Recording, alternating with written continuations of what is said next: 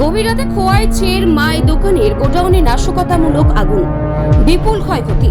ত্রিপুরার খোয়াই জেলার চেরমা এলাকায় গভীর রাতে একটি দোকানের গোডাউনে নাশকতামূলক অগ্নিসংযোগের ঘটনায় চাঞ্চল্য ছড়িয়েছে। ঘটনায় গোডাউনে থাকা ব্যবসায়িক মালামাল সহ একটি বাইক, একটি সাইকেল ও একটি ফ্রিজ সম্পূর্ণরূপে আগুনে ভস্মীভূত হয়ে যায়।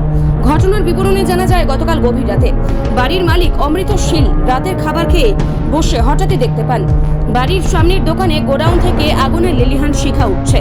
প্রাথমিকভাবে ধারণা করা হচ্ছে গোডাউনের পেছন দিক থেকে ইচ্ছাকৃতভাবে আগুন লাগানো হয়েছে। খবর পেয়ে দমকলের বিভাগের ইঞ্জিন ঘটনাস্থলে রওনা দিলেও তার আগে গ্রামবাসীদের তৎপরতায় আগুন নিয়ন্ত্রণে আনা সম্ভব হয়।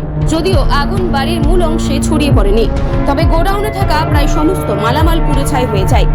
মানে কি আছিল ঘরে?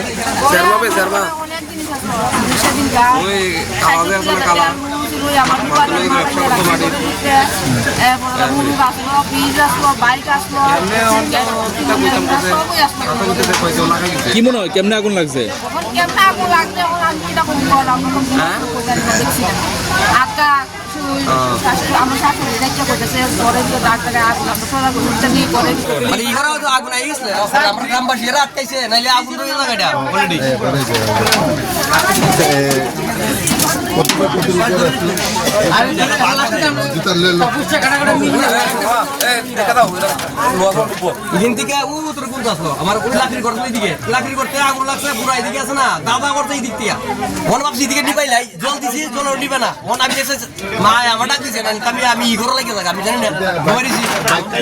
ফ্রিজ সান্ডারমাল আর আমার বাইক আসলো, বাচ্চা সাইকেল আসলো, বুঝছেন বাইক আছে কেন, এবার কেন চাল টাল আসলো সব ফুরে আছে, মুরগি আসলো এই সাইডে দেয়া ই গড় করে লিছে। কি সন্দেহ হয় আপনার?